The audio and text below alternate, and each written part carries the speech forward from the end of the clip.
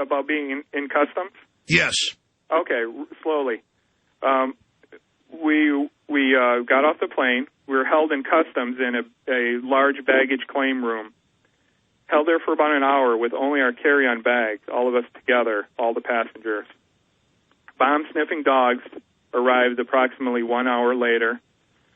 One of the dogs smelled something in the bag of a 30-ish, what I would say, again, an Indian man. He looked like he was from India to me.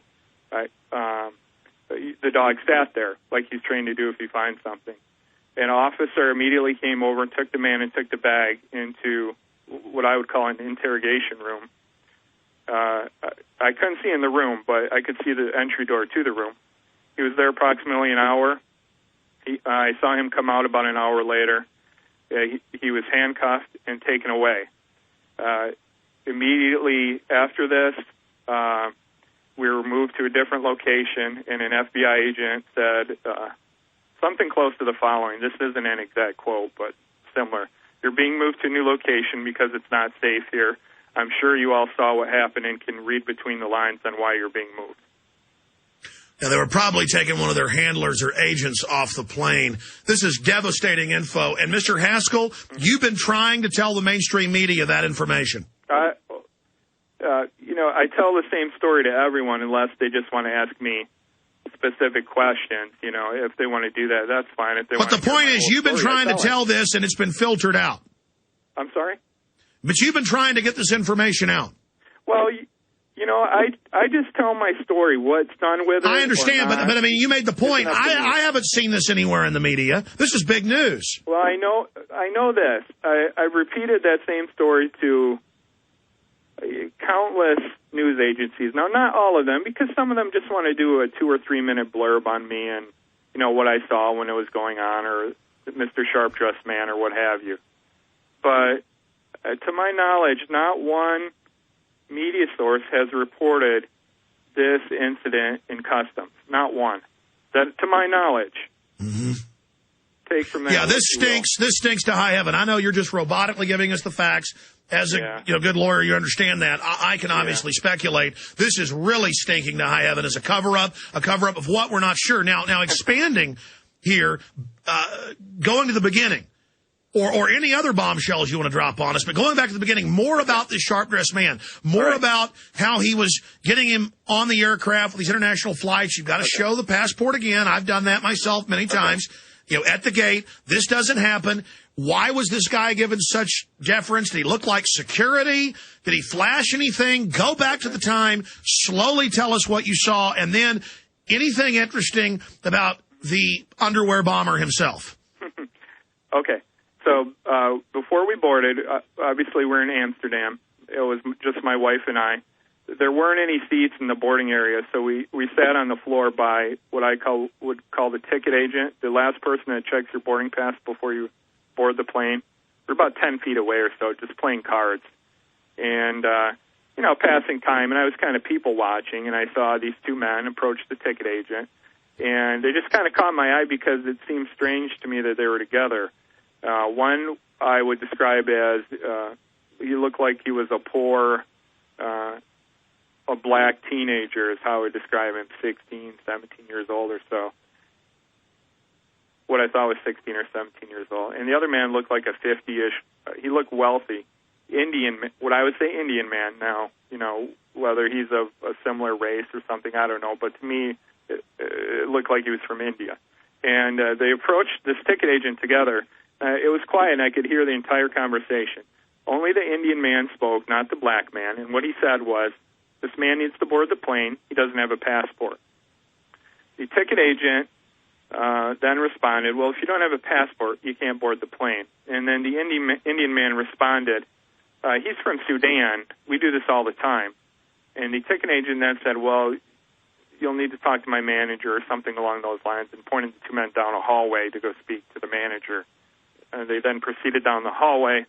This was the only time I saw this particular Indian man. This was the only time I saw the black man until he tried to blow up our plane a few hours later. Okay, going back, so then you must have gotten on the plane before him or something. You didn't see how he got on.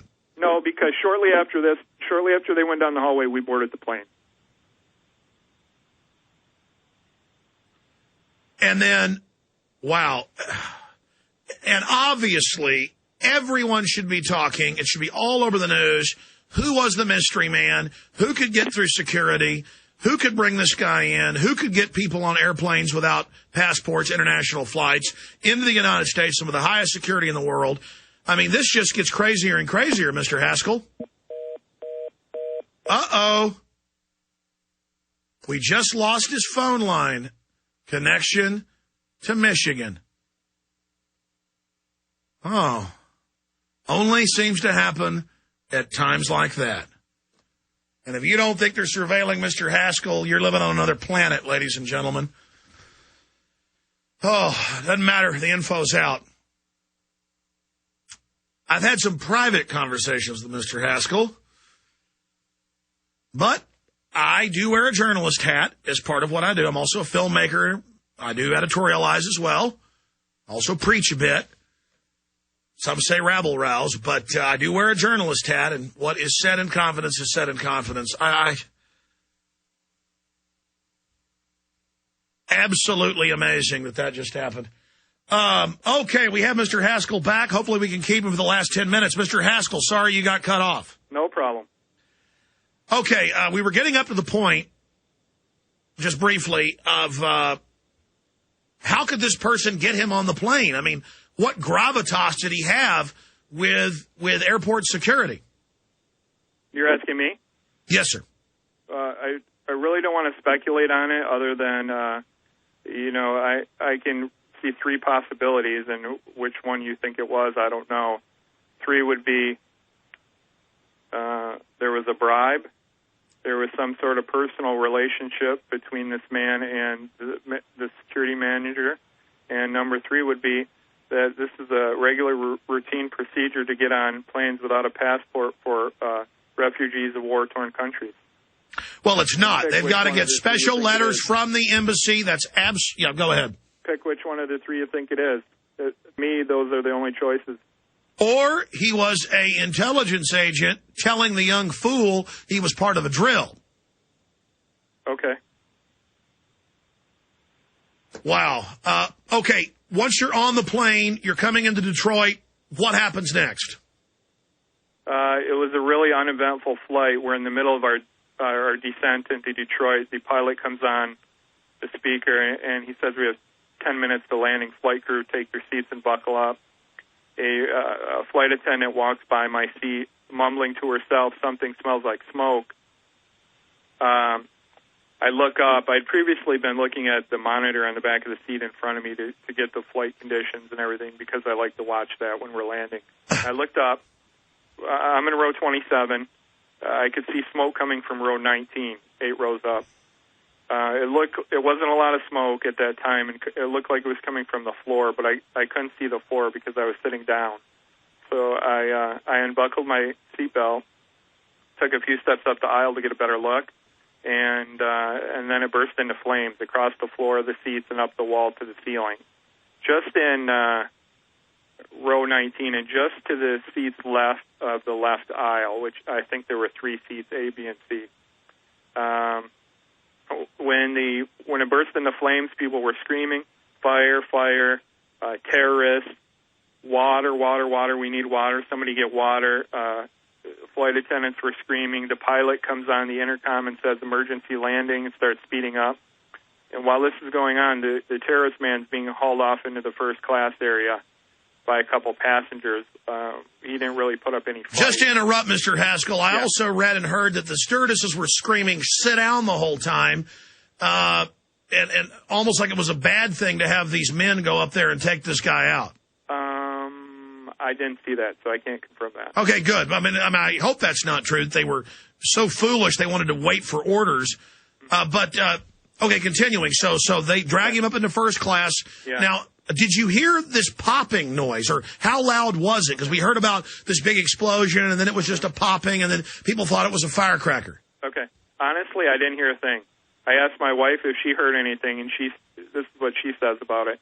It sounded like what I thought was the landing gear coming out, and then she said, I heard like a little popping noise after that, but I just thought it was ice breaking off from the opening of the landing gear because we had been in really cold weather.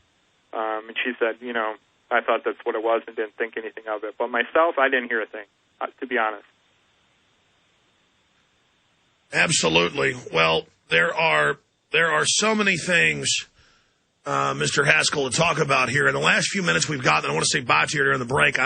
I know you've got to go. We appreciate this time. In the last 5 minutes, any other points you'd like to make, any key issues that haven't been discussed? And, you know, as a concerned citizen who could have been killed by this, as a free person, I mean, you do have a right to make any statements you want about the investigation. We are 5 days into this, and we've not seen any surveillance footage. The media doesn't seem concerned about eyewitnesses seeing a man videotaping the whole flight aimed at this guy. That's obviously an accomplice or a handler or something. We've got this other guy getting him through security. I mean, any other comments?